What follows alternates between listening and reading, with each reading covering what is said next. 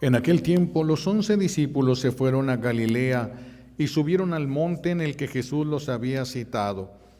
Al ver a Jesús se postraron, aunque algunos titubeaban. Entonces Jesús se acercó a ellos y les dijo: Me ha sido dado todo poder en el cielo y en la tierra. Vayan pues y enseñen a todas las naciones, bautizándolas en el nombre del Padre y del Hijo y del Espíritu Santo, y enseñándolas a cumplir todo lo que yo les he mandado.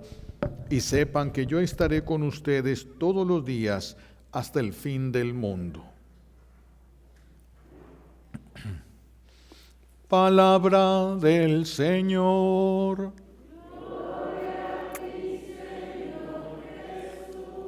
Recibimos la bendición con la palabra de Dios.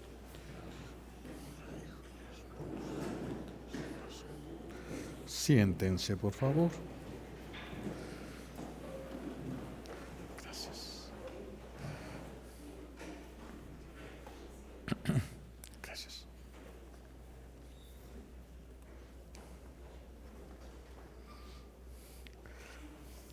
Hoy estamos celebrando la solemnidad de la Santísima Trinidad. Este es un dogma de fe. ¿Qué es un dogma? Es una verdad revelada por Dios y que es definida y enseñada por la Iglesia. Como es una verdad revelada por Dios, todos estamos obligados a creer en los dogmas. Los dogmas de la Iglesia los expresamos, no todos, pero expresamos los principales en el credo.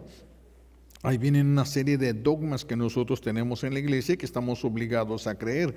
Los dogmas tienen una profundidad, por venir de Dios, tienen una profundidad tan grande que parece que siempre son nuevos los dogmas. Parece que siempre se les encuentra más significado. Así son las cosas de Dios. Las cosas de los hombres, no, las cosas que escriben los hombres se llega a agotar lo más que puede decir. Pero cuando es de Dios, ya no. Puede seguir y seguimos encontrando todavía el Evangelio. No podemos decir, ya se dijo todo del Evangelio y ahora ya nada más estamos repitiendo lo que se dijo otras veces. No, siguen saliendo cosas hermosas, nuevas, siempre. Sabemos así, pues, por este dogma, porque Dios así lo ha revelado, sabemos que Dios es un solo Dios. Y eso también lo sabemos por la filosofía. La filosofía afirma que no pueden haber dos dioses, porque si hubieran dos dioses, entonces tendría que haber una diferencia. Si hay una diferencia, entonces uno de esos dioses le faltaría algo que el otro tiene. Y si le falta una sola cosa, ya no puede ser Dios.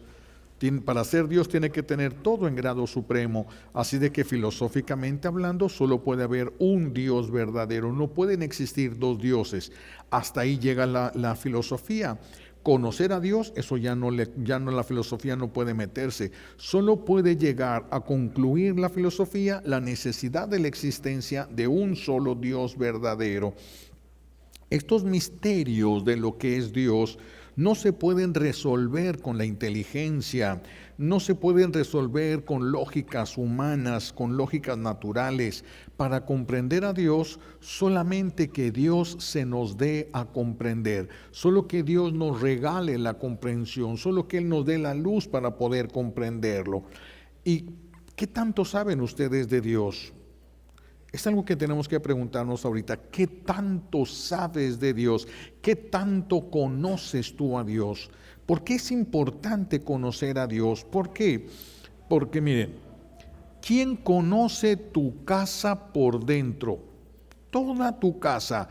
¿Quién conoce cómo se llevan entre ustedes en la casa? Porque regularmente somos personas muy diferentes cuando estamos en otro lugar que cuando estamos solos en la propia casa. Pero ¿quién sí conoce todo cómo se maneja y se mueve en tu casa? Los que tú consideras amigos y de tu confianza. A eso sí les permites entrar. Los demás van a conocer tu casa por fuera y te van a conocer en una apariencia que tú quisieras dar, pero los amigos sí, se les permite conocer absolutamente todo de nosotros. Entonces, si tú conoces a Dios, es porque Dios te ama. Es porque Dios te ha amado. Y si no lo conoces, es porque has despreciado su amor. Solo por eso. Si no amas a Dios, es porque tú has despreciado su amor. Eso no depende de Dios. Eso depende de Él. ¿Verdad? Si nosotros le respondemos a su amor, Él nos da a conocer. Por eso el que conoce a Dios lo ama. Mientras más se conoce a Dios, más fuertemente se ama. En la medida, fíjense la diferencia que hay entre conocer a Dios y comprender las cosas de Dios. A nosotros no se nos pide comprender las cosas de Dios, se nos pide conocerlas nada más y actuar de acuerdo a aquello que conocemos. ¿Por qué? Porque no podemos entenderlo todo. Imagínense, un niño que se acerca a su mamá, es un niño de kinder, se acerca a su mamá porque el niño se da cuenta que todas las cosas que se le caen al suelo. Ninguna se va de lado y ninguna se va para arriba, todas caen hacia abajo.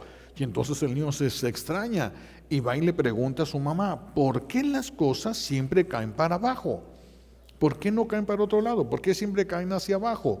La mamá le podría explicar a un niño de kinder la ley de gravedad. Difícilmente, no está en la capacidad, no es que sea tonto, es que todavía le falta experiencia y conocimientos para poder llegar a la comprensión de esto. Así también Dios, ¿puede Dios mostrarnos quién es? Nos falta capacidad. Nosotros no pensamos con el amor infinito con que Dios piensa y no sentimos con el amor infinito con que Dios siente. Por eso no lo podemos comprender. Una hija o un hijo se acerca con su mamá y le dice, mamá, ¿por qué permites que mi hermano venga a la casa y te robe cosas? Tú ya sabes que te va a robar, siempre que viene te roba, ¿por qué se lo permites? No lo entiende. ¿Por qué? Porque no lo ama como su mamá lo ama. No podemos entender cuando nosotros amamos menos, no se puede entender. Cuando ya se ama, si se ama como la mamá ama, pues entonces se entenderían cosas. No digo que esté bien que la mamá lo permita, sino que cuando se ama menos, no podemos comprender al que ama más. No podemos llegar a comprenderlo. Así también en las cosas de Dios. Dios se nos da a conocer en la medida que nosotros podemos. Pero, ¿qué es lo que necesitamos? ¿Qué es lo que nos ayuda a entender a Dios? ¿El estudio? ¿La edad? Pues eso ayuda, colabora un poco la edad, porque la experiencia nos va ayudando a conocer a Dios y el estudio nos acerca al misterio de Dios. Pero para comprender a Dios lo que necesitamos es el Espíritu Santo. Si nosotros no tenemos el Espíritu Santo, no vamos a comprender, no vamos a conocer a Dios como es. En la medida de lo que un ser humano puede conocerlo aquí en la tierra, es diferente en el cielo, pero aquí en la tierra, en la medida que un ser humano lo puede conocer, si no es por la ayuda del Espíritu Santo, no podemos conocer a Dios. No podemos conocer a Dios. El Espíritu Santo es el que nos prepara para poder entender las cosas del misterio de Dios hasta donde es posible. Es el misterio, es el mismo Espíritu Santo. Y así sabemos nosotros que existe un solo Dios verdadero, tres personas realmente distintas, donde el Padre, no en un momento determinado, sino en la eternidad, engendró al Hijo. Estamos hablando de cosas sobrenaturales, no estamos hablando de cosas naturales, porque no tienen lógica natural. Estas son cosas sobrenaturales, no queramos entenderlas así, simplificar las cosas. No se puede. Vamos a entender lo que se alcance nada más, lo que se nos permita comprender y entender del misterio que se nos presenta. Dios Padre engendra al Hijo. Engendra a Dios Hijo, no en un momento, repito, sino en la eternidad. Al Hijo, que es la segunda persona de la Santísima Trinidad. El amor de Dios Padre a Dios Hijo y de Dios Hijo a Dios Padre, de ahí procede. El Espíritu Santo no fue engendrado, de ahí procede el Espíritu Santo. El Espíritu Santo es como la encarnación del amor de Dios Padre a Dios Hijo y de Dios Hijo a Dios Padre. Es una personificado, vamos a decirlo así. Pero de ahí, entonces, Dios Padre engendra al Hijo y de los dos procede el Espíritu Santo. Por eso Jesús dice, el Espíritu Santo tomará de lo que es mío. Dice, digo mío porque todo lo de mi Padre es mío. Y el Espíritu Santo tomará de lo mío, porque primero es Jesús. No es cronológicamente, esto sucedió en la eternidad. Nosotros un día comenzamos a existir. El día que fuimos engendrados en el vientre de nuestra madre, empezamos a existir. Jesús no. Jesús fue engendrado por el Padre desde la eternidad, no a la manera como se engendra en la materia. Dios es espíritu. Entonces no podemos querer encajonar a Dios en la materia de acuerdo a lo que nosotros hemos podido ver, conocer o entender del mundo en el que nos encontramos. Entonces por eso les digo, son cosas que podemos saber, ir comprendiendo, ir sumergiéndonos, ir asombrándonos. Solo el Espíritu Santo nos puede guiar hacia allá, solo el Espíritu Santo nos puede dar esa gracia.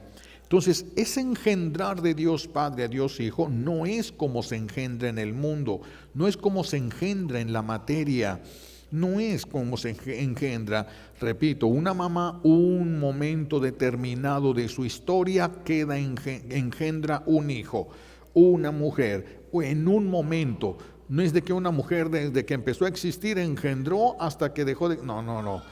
En un momento determinado de su vida, ella tiene que engendra a un hijo. Eso es lo que hace la mamá. El Padre Celestial, cuando engendra a Jesús, le comunica todo lo que es Él, le participa, le da todo lo que es Él en la eternidad, no en un momento determinado, en la eternidad. Ese comunicar todo lo que Dios Padre es, eso no lo puede hacer una mamá. Si una mamá queda embarazada, si una mujer queda embarazada, ella no puede comunicarle a su hijo su bautismo. Ese niño no va a ser bautizado aunque su mamá esté bautizada. No le puede participar el bautismo. La mamá no le puede dar un espíritu nuevo. La mamá no puede. Ni siquiera le puede dar un pedazo de su propio espíritu. No puede. Eso solamente Dios lo puede dar. Entonces, vean cómo la mamá solamente presta su vientre para que se vaya desarrollando el misterio del amor de Dios. En el caso de Dios Padre no es así, por supuesto. La mamá aquí no puede comunicarle a su hijo todo lo que ella es. No se lo puede comunicar. Entonces, después del pecado, antes del pecado, Adán y Eva tenían una relación muy hermosa, familiar, una relación de familia con Dios. Esa relación se rompe por causa del pecado original y ahora hemos ido conociendo a Dios poco a poco. Las experiencias, ver la acción de Dios en el mundo nos ha ido llevando a conocer a Dios. Algo muy claro está en el Antiguo Testamento, cuando Dios entra en la historia de la humanidad, entra para realizar su plan de salvación. El pueblo de Israel va a ver mucho las acciones de Dios y de ahí van a surgir nombres que se le van a poner a Dios. ¿Qué nombres? Bueno, cuando se dice Él en arameo, en hebreo, cuando se dice Él, significa Dios. Dios, entonces ellos decían Elohim. ¿Qué es Elohim? Dios es grande, pero es una exclamación, como cuando nosotros vemos algo, a una persona cae en un carro, en un voladero, el carro se hace cenizas y todo, y de repente la persona sale sin un solo golpe. ¡Wow! Dice uno, ¡qué grande es Dios! ¡Qué grande es Dios! Esa es la expresión Elohim. ¡Qué grande es Dios! Adonai, el Señor, Él es dueño, Él manda, Él tiene el control. El Señor, Adonai se dice, el Elión, ¿qué significa? El Altísimo, el Shaddai, Dios omnipotente, el Olam, Dios eterno, porque fueron conociendo a través de la historia, fueron encontrando estas cosas de Dios. Y se fue descubriendo las perfecciones de Dios. ¿Cuáles son las perfecciones de Dios? Dios es omnipotente. Omni significa todo, completo, todo potente, todo poderoso. Dios es todopoderoso. Es que ellos vieron muchas cosas que Dios hizo. Dios es omnipresente, Dios está en todas partes. Dios está sosteniendo todo lo que Él ha creado. Solo existe. Dios es el único ser que no fue creado. Dios existe desde siempre. No podemos pensar con lógica humana, ¿verdad? Como los niños que siempre preguntan ¿quién fue la mamá de Dios? Porque están acostumbrados a ver que todos tienen una mamá, ¿verdad? Entonces, pero aquí no hay lógica, aquí es algo sobrenatural. Aquí es algo sobrenatural. Esto es diferente. Aquí es diferente. Dios es omnipresente, está en todas partes y Dios está sosteniendo lo que Él ha creado. Si Dios no lo sostiene, deja de existir.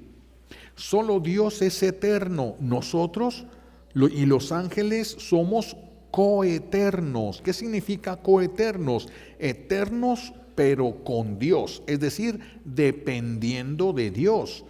Yo no voy a existir para siempre yo sosteniendo mi existencia. Yo no puedo hacer eso. El único que lo puede hacer es Dios. Por eso yo soy coeterno, eterno junto con Dios, pero yo un día empecé a existir. Dios Padre no, Dios Hijo no, Dios Espíritu no, que es un solo Dios verdadero. Entonces, por eso es Dios omnipresente, Dios es omnisciente, Dios todo lo sabe. Todo lo sabe, nada se le hace difícil, todo lo sabe. ¿Tienes un problema? Él sabe la solución. Todo lo sabe el Señor, todo lo sabe. Dios es omnisciente, pero algo muy grande también es que Dios es santo. Dios es santo, Dios es bueno, pero en un grado superlativo, en un grado muy grande, y Dios es amor. Vean cuántas cosas. Dios es inmutable. ¿Por qué es tan importante saber que Dios es inmutable? Porque inmutable significa que no cambia, siempre está igual, nunca va a cambiar. Entonces, como Dios te ama, nunca va a cambiar su amor. Cuando una persona se condena, no se condena porque Dios no le ame, se condena porque no le respondió al amor de Dios, no porque Dios no le ame. Dios le va a dar muchas oportunidades para que se salve. Si la persona utiliza mal su vida, pues entonces se va a condenar, pero no va a ser por culpa de Dios, no va a ser por falta del amor de Dios. Por eso que Dios sea inmutable nos ayuda a saber que podemos regresar a Él, que por causa de nuestro pecado no nos ha dejado de amar. No es de que ya la regué tanto, ya ofendí tanto a Dios, ya blasfemé tanto que Dios ya no me va a querer ni ver. No, Dios no es como tú. Dios no es como tú, Dios no cambia. Siempre es el mismo el Señor, siempre es el mismo. Dios no cambia. Si te amo, te ama todavía. Mientras estés vivo puedes regresar a Dios. Ya después de muerto ya es más difícil. Y es más difícil, pero en vida es cuando nosotros tenemos que regresar a Dios con la confianza de que su amor no ha cambiado, a pesar de los errores que nosotros hayamos cometido. Sabemos que Dios es superior a todo lo que Él ha creado. Hizo grandes cosas, maravillosas cosas, como los ángeles son seres muy poderosos, pero nadie está por encima del poder de Dios. Todo lo que Dios creó, como los ángeles, muy poderosos, pero nunca tanto como Él. Dios es infinitamente superior a los ángeles. ¿Y por qué es importante saber esto de Dios? Porque entonces Dios es más grande que todos tus enemigos. Dios es más grande, es más poderoso que el infierno completo. Eso es importante saberlo. Eso es importante saberlo para poder confiar en Dios, para poder confiar en Dios. El que te protege porque te ama es más poderoso que tus enemigos. Podrán juntarse brujos y cuanta cosa para hacerte daños, para atarte, para destruir tu vida, pero se van a topar con la coraza de la fidelidad y del amor de Dios. Se van a topar y contra eso nadie puede, absolutamente nadie puede. Dios es más fuerte que todos nuestros enemigos juntos. La experiencia, vamos a ver la experiencia, quién es Dios en el Antiguo Testamento, quién es Dios con el pueblo de Israel. Dios libró a Israel de muchas cosas, Dios les hizo muchas cosas y ahí vamos a irlo conociendo, lo vamos a ir viendo cómo actúa, cómo piensa, cómo ama. Y vemos, por ejemplo, los filisteos están atacando al pueblo de Israel. Ya el pueblo de Israel no soporta el asedio de los filisteos. Y entonces Dios le regala a uno de los del pueblo de Israel, a uno nada más, una fuerza que viene de él. No la fuerza natural, una fuerza que viene de él, una fuerza sobrenatural, Sansón. Y ese hombre, Sansón, era capaz de vencer a un ejército completo, él solo. Tenía una fuerza impresionante, descomunal. No es lo mismo que una persona que va al gimnasio y empieza a trabajar durísimo y al paso de los años es capaz de levantar media tonelada, casi una tonelada puede levantar. Vamos a suponer que llegara una persona a levantar una tonelada de peso. Pues para Sansón eso no hubiera sido ni un chiste, eso hubiera sido muy fácil, porque tenía una fuerza sobrenatural, no natural, una fuerza sobrenatural. Entonces Dios libró al pueblo de Israel, de este pueblo, de estos enemigos, lo libró a través de la fuerza que le dio a Sansón. Y luego va a librarlos también al pueblo de Israel a través de la valentía y de la sagacidad, de la destreza que le da a David. Cuando va aquel gigante Goliat y se presentaba, es que en aquellos tiempos, cuando se iba a hacer una guerra, a veces el jefe se presentaba o enviaba a su mejor guerrero contra el mejor guerrero, y el que ganaban la guerra. Pero para mandar a alguien tenían que tener una confianza tremenda en aquella persona.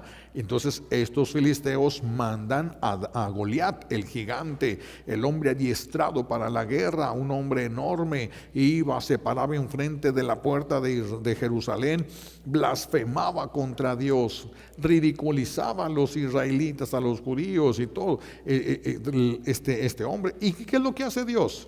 Cuando reta a Dios, lo enfrenta a Dios a través de un adolescente, no del mejor soldado de Israel, de un adolescente que nunca había estado en la guerra, y no con armas, no con espadas, con una piedra. Y con eso venció Dios al gigante. Fue Dios el que lo hizo. Cuando Dios quiere, te da las posibilidades de enfrentar y de vencer a cualquiera de tus enemigos. A cualquiera de tus enemigos lo puede hacer. Dios se hizo cargo, incluso él solo se hizo cargo del ejército más poderoso del mundo en aquellos tiempos, el ejército de Egipto.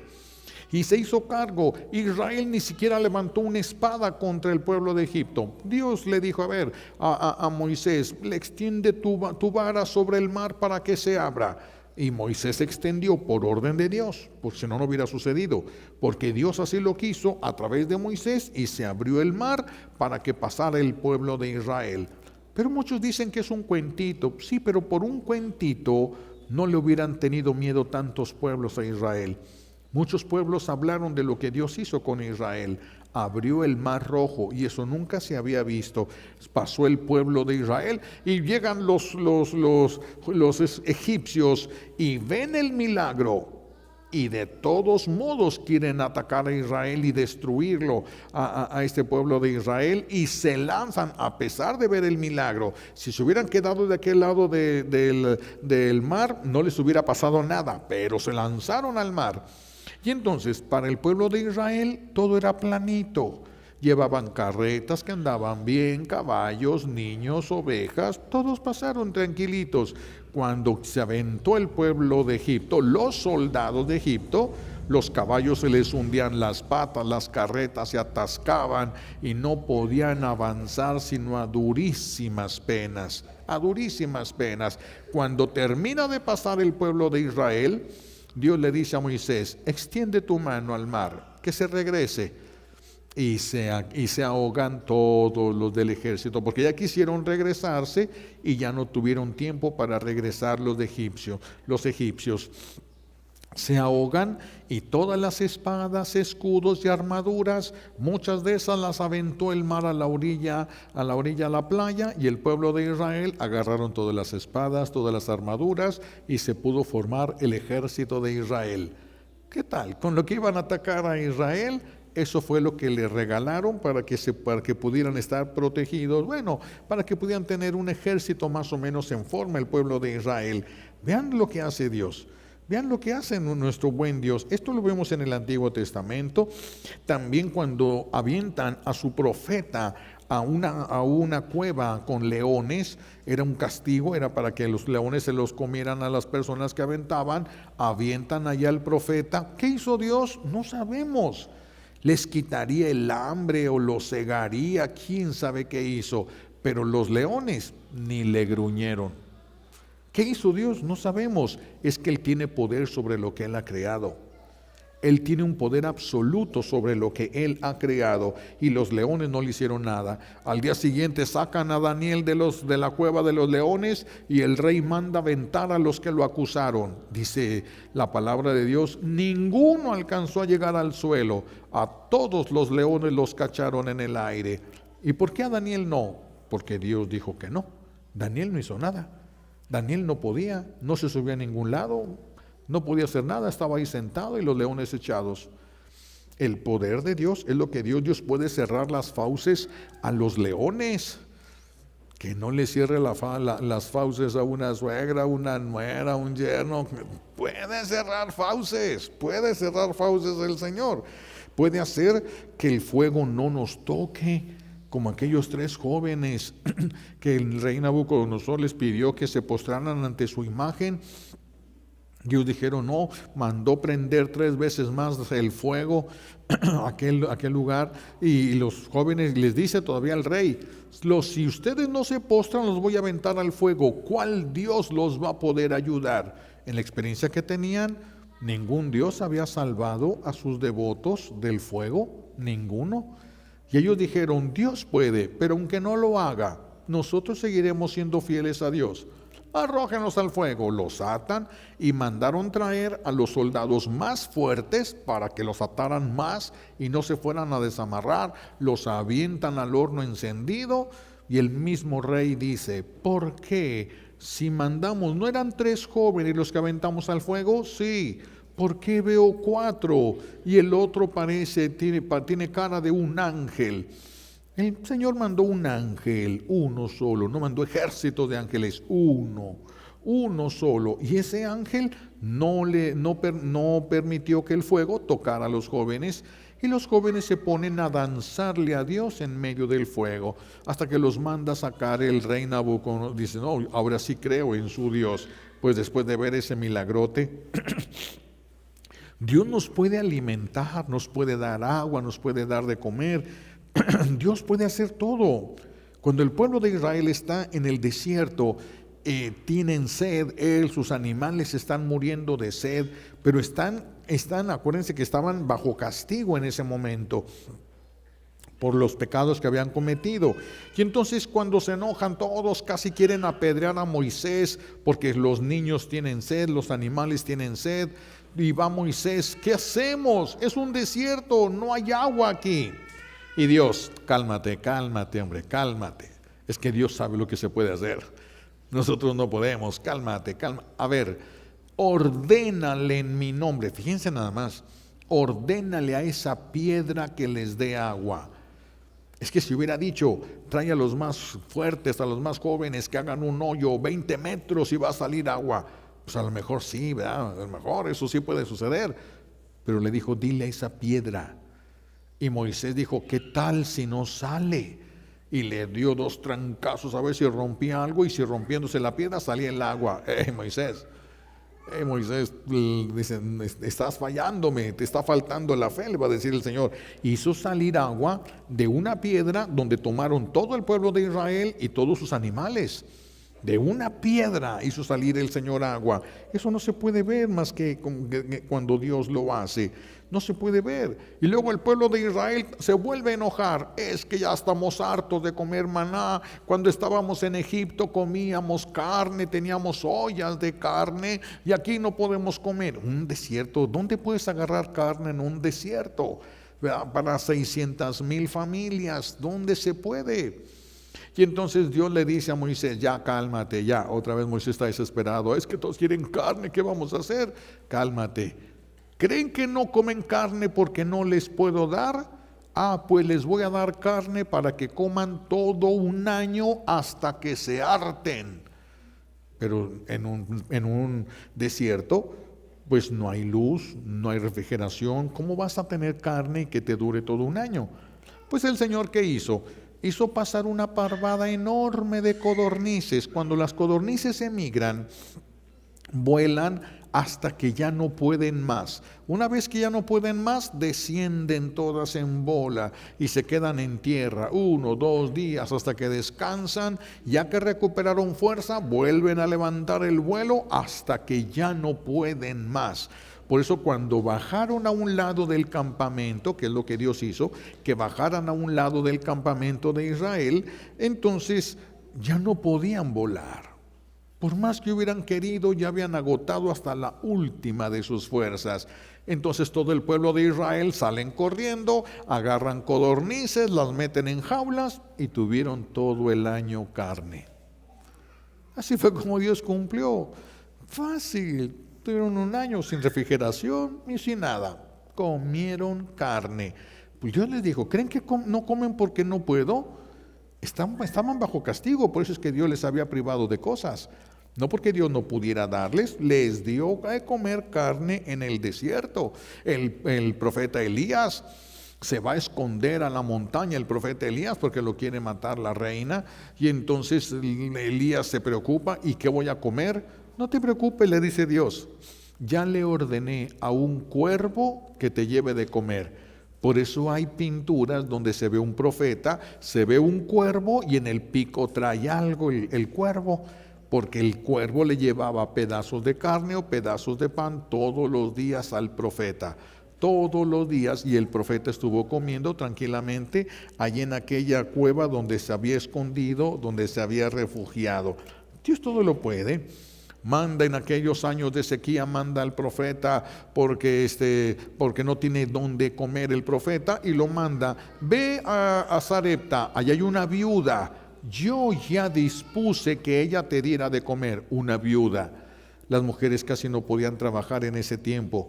¿Qué iba a encontrar trabajo una viuda si los hombres no encontraban trabajo? ¿Qué podía hacer una viuda? La gente se estaba muriendo de hambre. Por eso llega el profeta y le dice a esta mujer, oye, ve por favor a tu casa, me haces un pan y me lo traes. Es que Dios le había dicho que ella le iba a dar, por eso le pidió con tanta confianza. Y ella voltea, mira mi señor, tengo poquita harina y poquito aceite, vengo a recoger estas varitas, voy a hacer un pan para mí, para mi hijo, y luego nos vamos a morir, ya no hay más. Y eso estaba pasando con muchas familias, no nada más con ella. Y le dice el profeta, de todos modos, haz lo que yo te digo. Haz como yo te digo, porque el Señor dice que no se va a acabar. Y creyó, una mujer que no era de Jerusalén, pero Dios se lo ordenó en su corazón.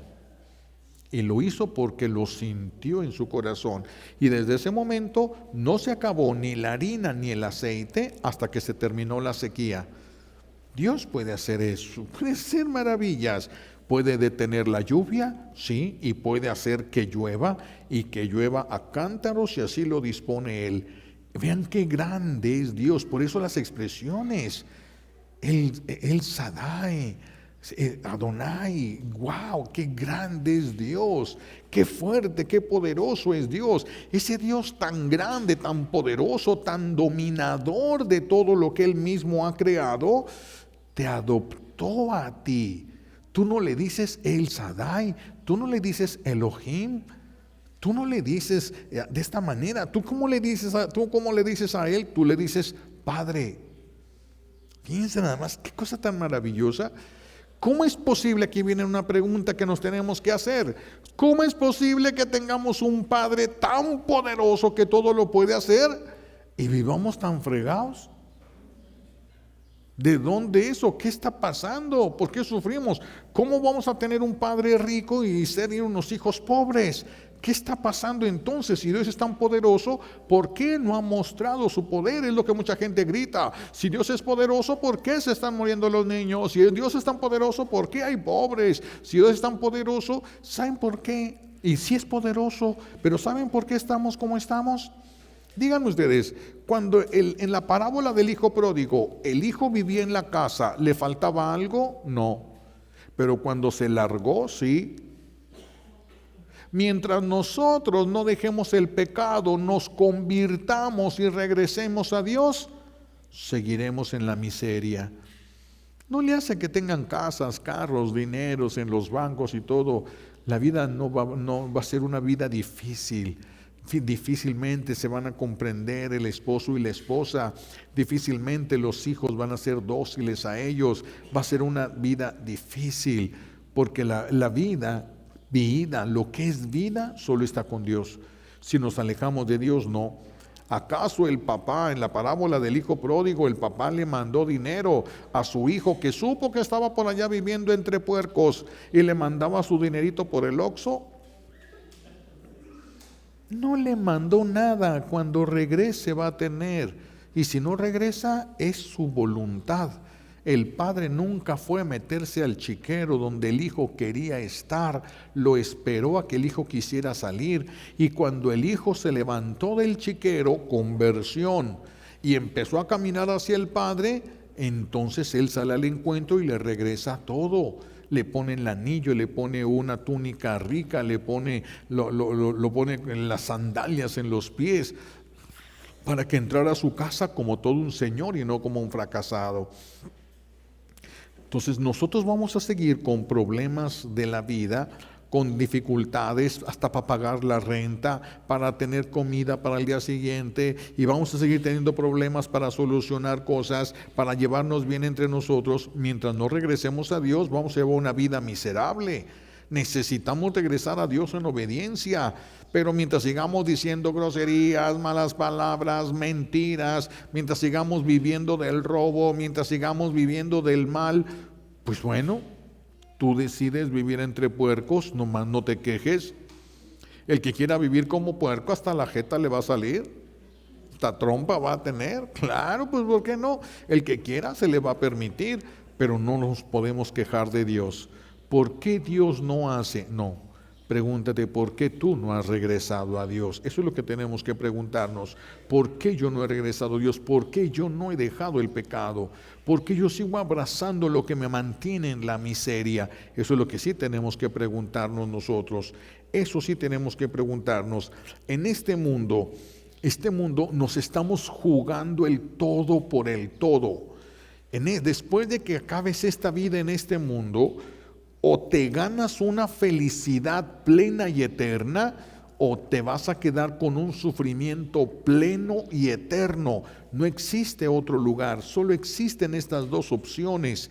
¿Y cómo vas a saber dónde vas a quedar? De acuerdo a tu manera de vivir. De acuerdo a tu manera de vivir, no de acuerdo a lo que quieres, sino de acuerdo a lo que haces. De acuerdo a lo que haces, porque lo que nosotros hacemos tiene consecuencias eternas.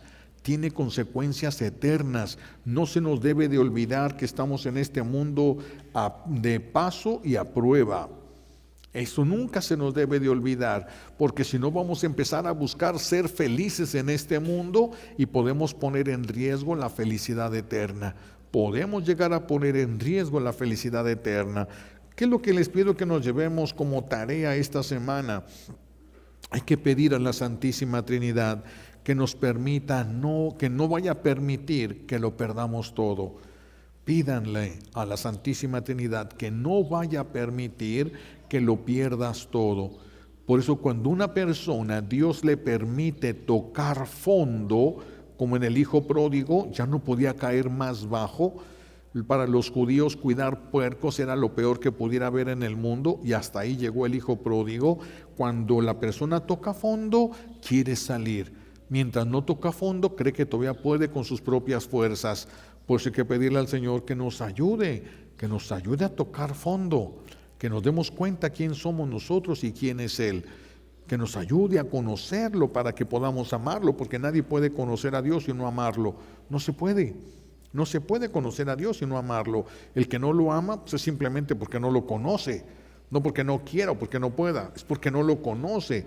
Entonces pidámosle a la Santísima Trinidad hoy en este día, en esta solemnidad, no permita que vayamos a perderlo todo y para siempre. Que nos ayude a querer. Hay que querer ir al cielo, que nos conceda la gracia de querer ir al cielo y de poder ir al cielo.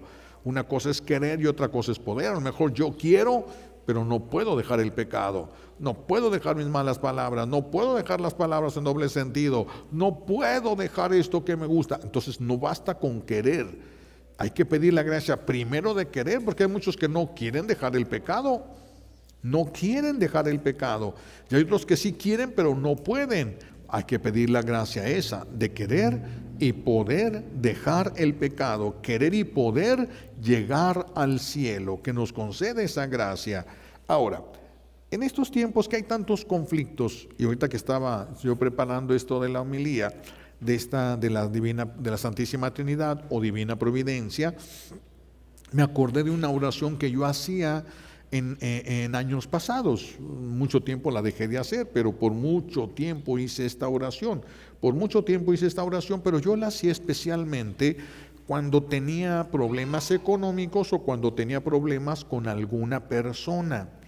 Es cuando yo hacía esta oración. Es una coronilla a la Divina Providencia nada más, pero me acordé cuando estaba haciendo esto, pues a lo mejor a alguien le sirve, pero ahorita lo quiero aplicar por esto. Dice la coronilla, en lugar del Padre Nuestro se dice: Providencia divina, 5 favores te pido: la salvación de mi alma, es lo que estamos diciendo, querer y poder salvarnos, querer salvarnos y poder salvarnos.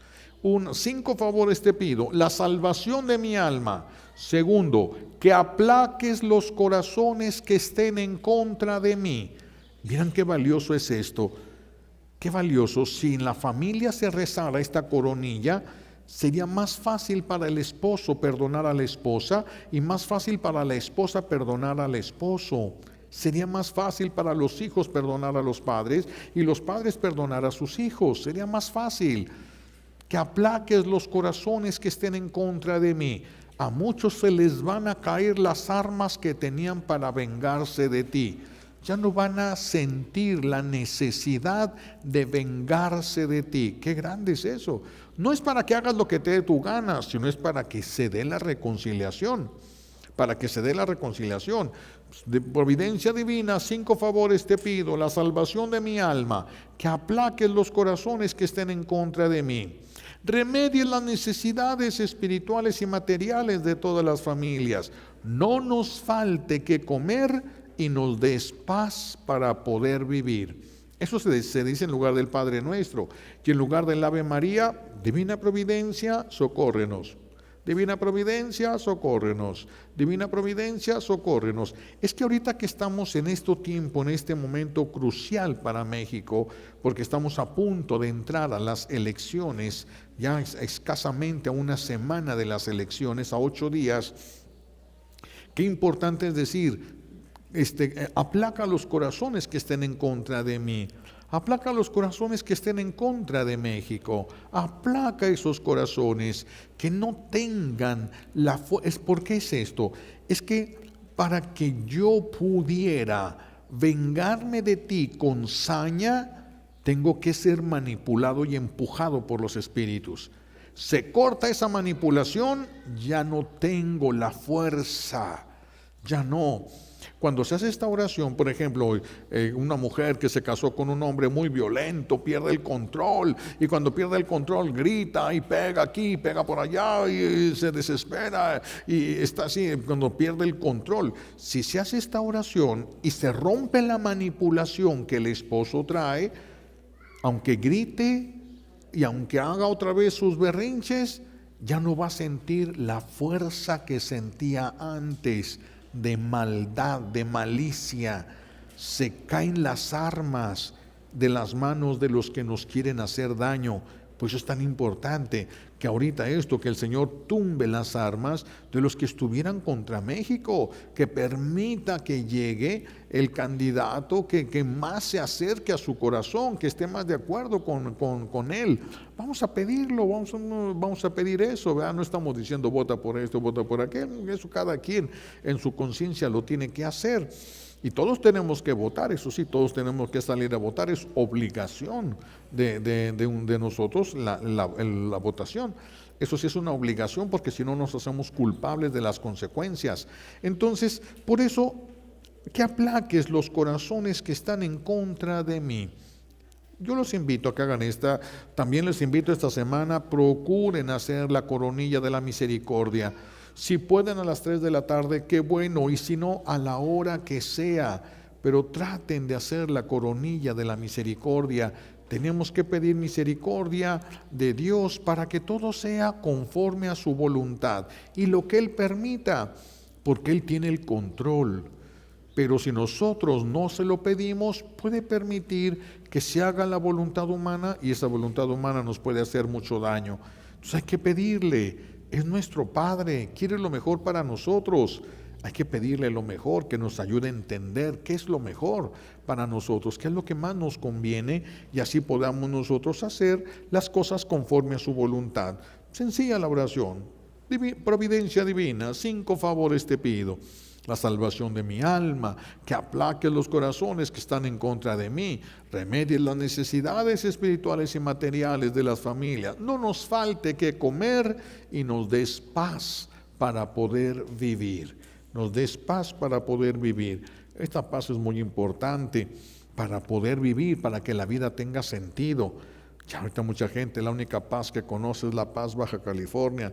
Necesitamos paz para poder vivir. Entonces los invito a hagan esta coronilla o la coronilla de la misericordia nada más a las 3 de la tarde o a la hora que sea, pero hagan algo. Hay que hacer algo, hay que pedirle.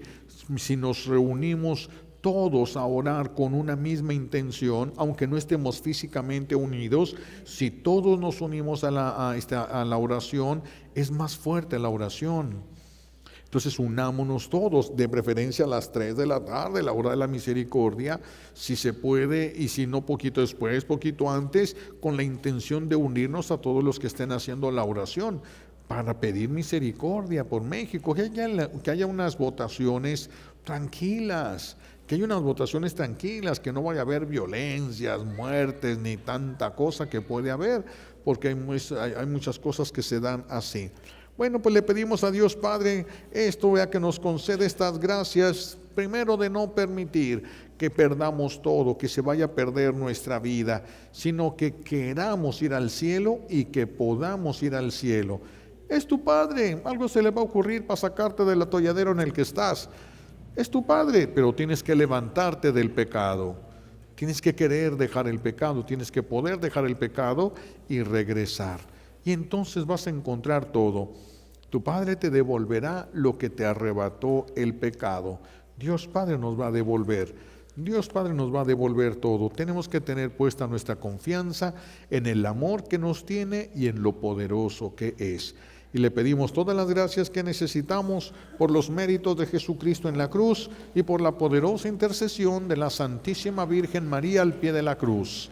Alabado sea Jesucristo.